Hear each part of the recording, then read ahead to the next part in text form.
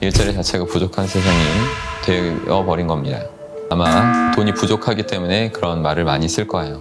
전 세대에 아울러서 재테크에 미쳐라, 이런 자살하는 이들이 또 의외로 꽤 있다고 해요. 어떻게든 버텨보려고 하다가 한계를 느끼면서 결국 극단적인 선택을 하는 것입니다. 근데 그 앞에 이제 명예퇴직의 시련이 도사리고 있고, 미래가 없다라고 생각하기 때문에 미래를 말하지 않는 것이죠. 결국 부자가 됐다는 것은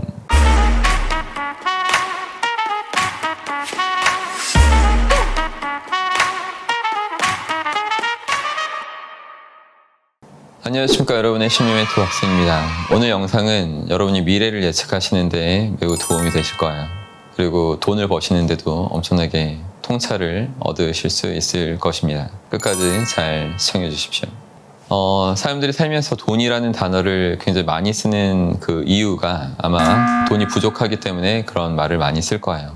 돈이 부족한 이유에 대해서 근본적이고 아주 본질적인 분석을 제대로 해낼 수 있는 사람이 별로 많지 않습니다. 보통은 부족한 돈을 어떻게 하면 재테크에서 더 늘려볼까, 이런 생각들이 공통된 생각일 것 같습니다. 주식에 돈을 넣어라, 경매가 답이다, 이런 얘기를 하면서 전 세대에 아울러서 재테크에 미쳐라, 이런 메시지가 계속 주입되고 있는 그런 모습으로 지금 세상이 펼쳐지고 있는 것 같아요.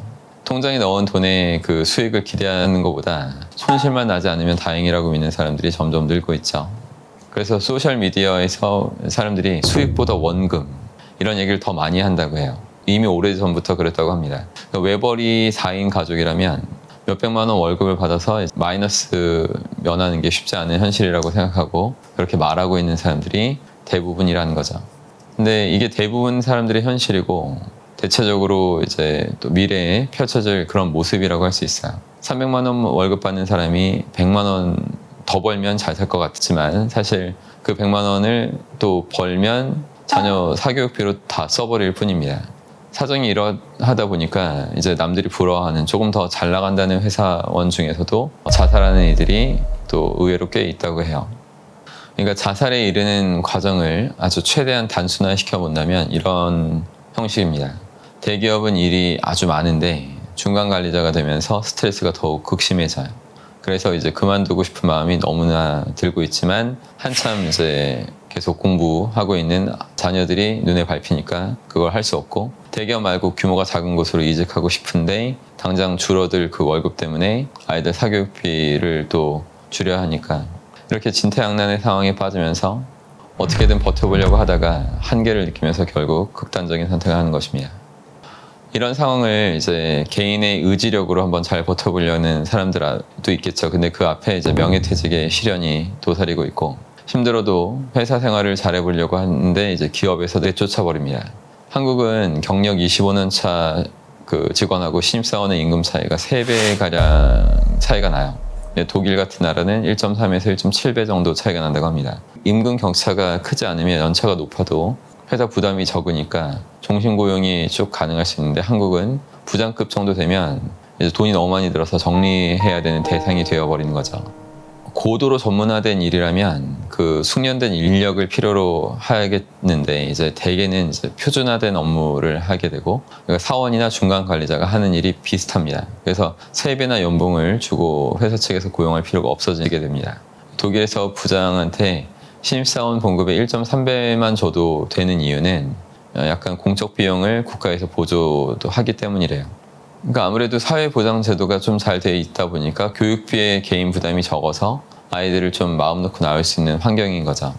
근데 한국은 대부분의 비용이 개인이 이제 충당을 해야 되기 때문에 부장들은 월급을 더 많이 받아야 됩니다. 근데 그 이유 때문에 부장을 잘라버리게 되는 회사들이 있는 거죠. 그러니까 아이러니하다고 할 수 있는데, 어떻게 보면 이제 기를 쓰고 자녀를 대학에 보내려고 하는 부모들의 어떤 정말 가련한 생각에 기인해서 생기는 현상일 수도 있다는 거예요.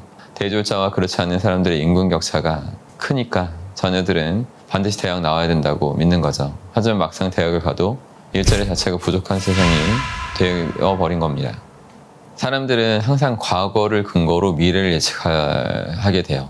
대부분이 그렇습니다. 그래서 기성세대는 자신의 과거를 근거 삼아서 이제 그래도 서울대 나오면 잘 먹고 잘 살 수 있다, 이렇게 말하는 거죠. 그런 믿음으로 자녀 교육에 올인합니다. 하지만 이런 공식이 깨진 지 오래죠. 그러니까 변화된 사회 전체를 보지 못하고 교육을 받아서 궁극적으로 얻어야 되는 그 능력에 대해서 이해하지 못하고 있기 때문에 많은 정규교육을 받고도 많은 사람들이 에듀푸어로 전락하게 됩니다. 소셜 네트워크 보면 2011년을 기준으로 현재에 대한 그 대화가 미래를 넘어섰다고 해요. 사람들이 더욱 현재를 즐기는 경향이 세지는 것입니다. 그러니까 현재를 즐기려는 마음이 강해서라기보다도 미래가 없다라고 생각하기 때문에 미래를 말하지 않는 것이죠. 이것이 더 사람들이 겪고 있는 상황 같아요. 미래가 있다면 돈을 아끼고 준비할 텐데 그게 안 보이니까 돈을 모으지 않습니다. 의미 없는 미래 대신 현재 자신의 그 만족을 채우려고 하는 그 부분에 충실한 거죠. 그렇다고 미래를 완전히 포기한 채 그냥 막 사는 거는 아닙니다. 자신은 너무나 소중한 존재이기 때문에. 하지만 주머니가 너무 가벼운 것이 문제가 돼요. 그렇지만 사람의 욕망이라는 것이 억압될 수는 있을지라도 사라질 수는 없기 때문에 어딘가에서 어떤 식으로든 그게 또 발현이 됩니다. 최근에 작은 사치, 소확행이라고 하죠. 이런 걸 원하는 사람들이 많아진 것이 그 반증이라고 볼 수 있어요. 그러니까 암울한 기분을 떨쳐내고 싶은데 돈이 많이 없으니까 이제 소소한 기분을 내는 사람들이 계속 늘고 있는 것입니다. 그러니까 취업, 결혼, 출산 이런 걸 포기하고 그래서 이런 작은 사치에서 이제 심적 위안을 찾으려고 하는 거죠. 이런 작은 사치는 여러 가지가 있을 수 있죠. 사람마다 다르겠는데 네일 아트도 있고 최신 스마트폰 자꾸 수시로 교체하는 거, 극명하게 이제 눈에 띄는 것이 먹는 거예요. 그래서 저렴한 가격으로 즉각적인 만족감을 느낄 수 있는 것이 먹는 게 최고이기 때문에 그래서 방송 같은 데에서도 먹방 프로그램들이 계속 만들어지고 더 생겨나는 그 이유가 바로 이런 현상을 반영한 것이라고 봅니다. 그러니까 인간의 욕망은 사회 전체적 상황과 그 맥락 안에서 계속해서 변화되고 또 새롭게 구성되기 될 수밖에 없어요. 그것에 따라서 이제 어떤 비즈니스는 사라지게 되고 또 그 자리에 새로운 비즈니스가 채워지게 되는 거죠. 여기서 제가 말씀드리고자 하는 점은 돈을 벌려면 자신은 여러 상황에서 만들어진 욕망 앞에서 완전히 의연할 수 있어야 된다는 것입니다. 그 상황에 흔들리지 않는 강인한 인내심을 지니고 있어야 되고 또 역으로는 남들의 욕구나 욕망을 잘 건드릴 수 있는 사람이 되셔야 된다는 것이에요. 그래야지 큰 돈을 벌 수 있습니다. 결국 부자가 됐다는 것은 아주 강력한 멘탈을 가졌다는 겁니다. 그 멘탈 싸움에서 승리했다는 것을 의미하는 거죠. 멘탈은 그냥 강해지는 게 아닙니다. 제대로 된 필수 지식들을 내면화해야지만 멘탈이 강한 상태로 계속 기능하게 될 수 있는 거예요. 멘탈을 강하게 하려면 여러분 아시다시피 제 수업이 최고라고 생각합니다. 그 쌤멘탈 수업 초급, 중급, 고급, 최면요법 전수반 그 수업 내용들을 여러분이 완전히 내면화했다면 이 세상의 본질을 깨닫게 되실 것이고 더 어느 상황에서든 노력을 더 효율적으로 할 수 있는 그런 사람이 되실 거예요. 어떤 상황이든 그 더 멋진 반응을 함으로써 다른 결과를, 차별화된 결과를 만들어내실 수 있다는 것입니다. 항상 자신의 욕망은 충분히 컨트롤하고 이 변해가는 세상 속에서 남들의 타인의 욕망까지 더 알아보시고 충족시킬 수 있는 그런 존재로 행복하게 사시기 빕니다. 항상 힘내십시오. 고맙습니다. 여러분 영상 재밌게 보셨나요? 재밌게 보셨다면 구독해 주시고 좋아요 자주 눌러주십시오. 그리고 댓글로 여러분의 생각들, 여러분의 의견들을 많이 남겨주십시오. 그럼 제가 그 글들을 다 보고 친절하게 답변도 남겨드리겠습니다.